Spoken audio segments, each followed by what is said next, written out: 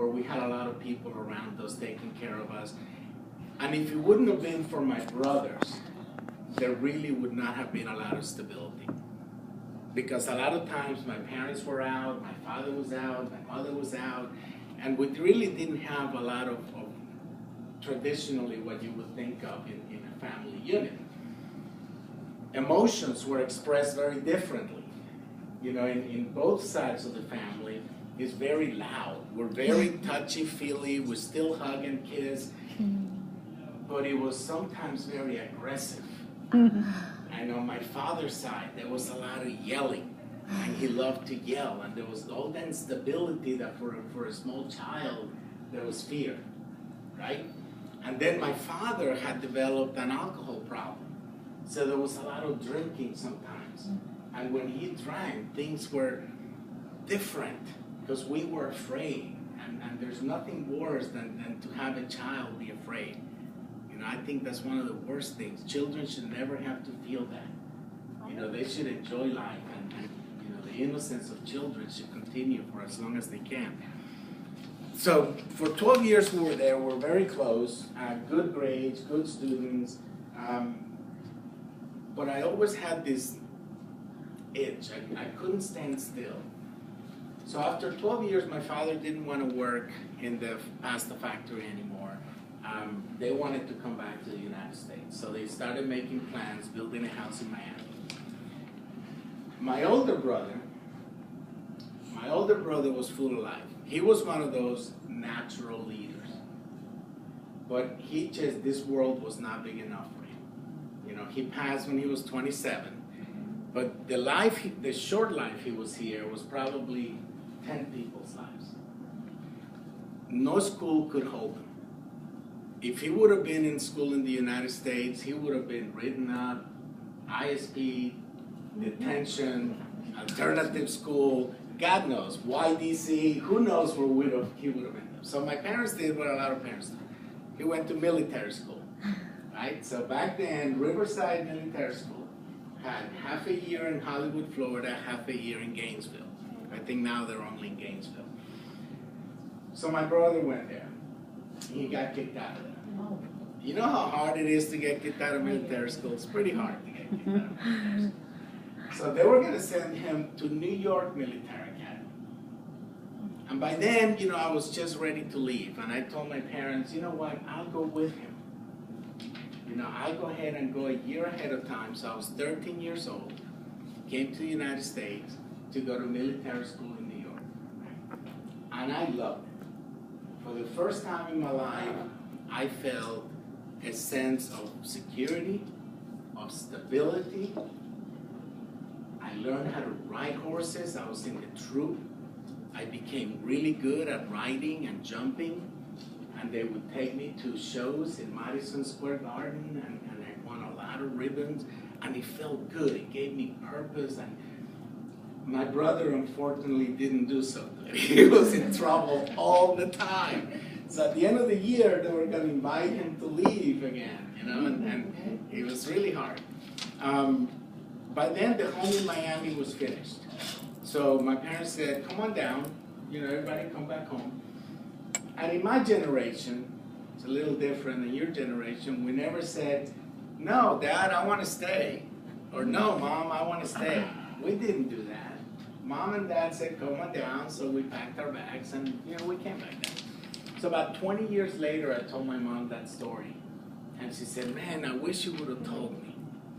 I would have left you there. Because I told her I loved her. And I really did. So anyway, we went back to Miami, finished high school. Part of the dysfunction, we were raised Catholic. I'm Catholic our entire life. When we got to Miami, the Catholic school was an older school. Probably needed a paint job. Probably needed some upkeep. But they had built a brand spanking new Baptist school.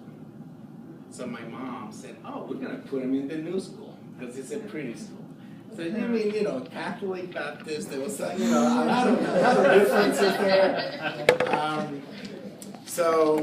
But we did, because again, in our family, you do what your parents ask you to do. You don't say, oh, no, we don't want to do that. And we finished it, and it was hard. It was my fourth high school in 4 years, so that was difficult.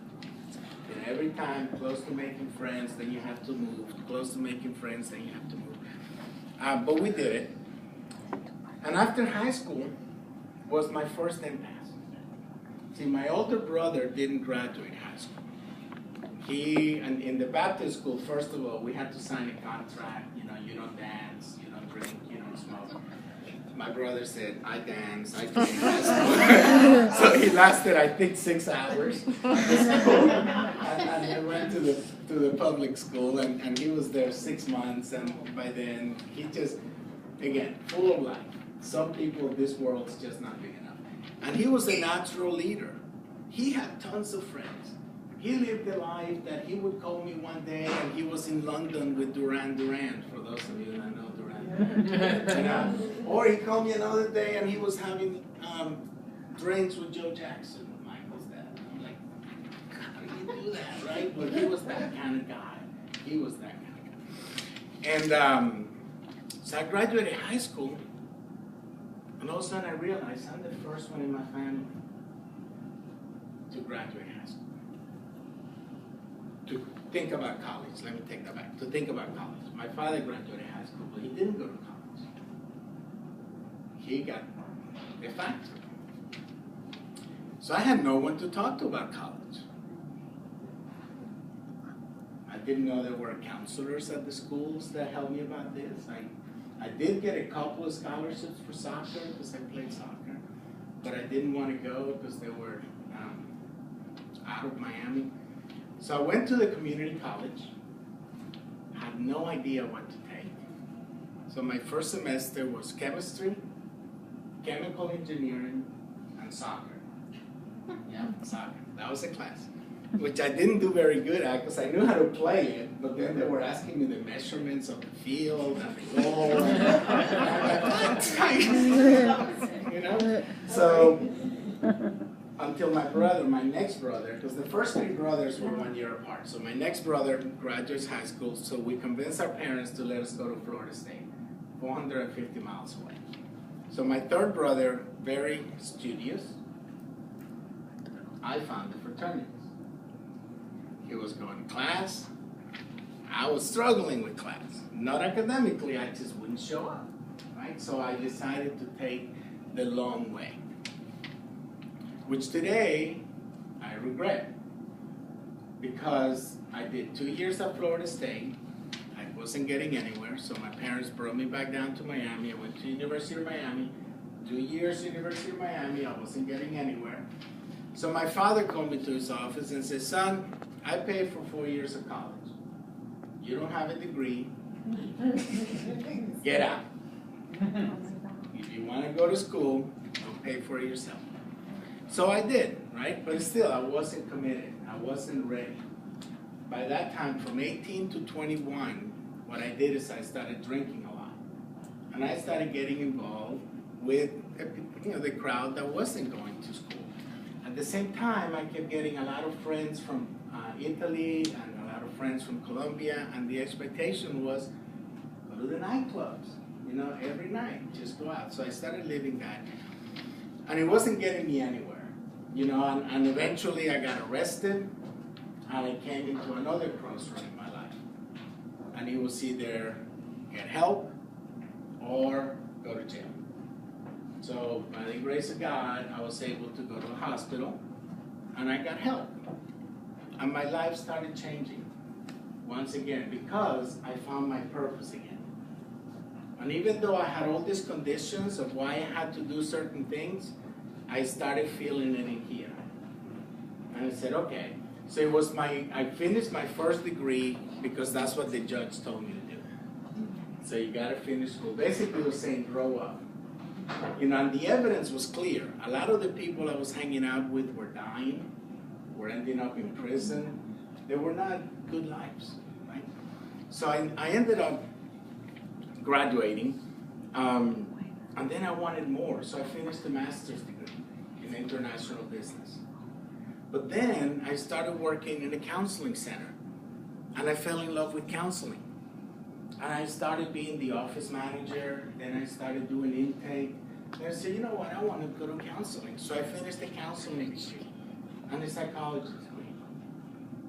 And I ended up buying the treatment center that I went to because I found my passion.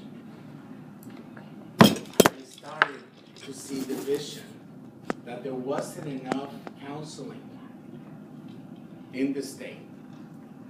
And laws were changing and rules were changing. And the way treatment gets paid for was changing. And a lot of people were being left out. So for 15 years, we had this residential program, and then the laws changed. And the rules changed. And insurance companies weren't going to pay for that anymore. So my partners or I decided to close the program while we were doing well, providing sound clinical treatment, instead of providing Band-Aid treatment. And it was during that time, in 1997, when I started seeing there was a need. A lot of people who had limited English proficiency were showing up in hospitals and treatment programs, and they were being turned away. Or they were being told to bring someone who spoke English with them. Or they were using their children to interpret for them. And that's problematic. For counseling, there were no programs. Zero. So I started Cetpa. And it was one of those things that, again, I had my vision. I saw the message, and I said, this is what I need to do to begin to provide services for people who are not able to get it. So I started an agency, and I did it backwards. You know, I started it before finding the funding. That was part of the passion. I just opened the door, hung the shingle, and I quickly learned that a lot of the people that were coming, when you talk about limited English proficiency, you're talking about folks who are recent arrivals. So these folks didn't have health insurance, and they didn't have the disposable income for counseling, right? So I started the agency as a nonprofit agency and started knocking on all these doors. So I had my vision. My vision was to provide these services, right? I had my drive. I started knocking in all these doors. And everyone was happy I opened it, but nobody would fund it. And the reason I got is because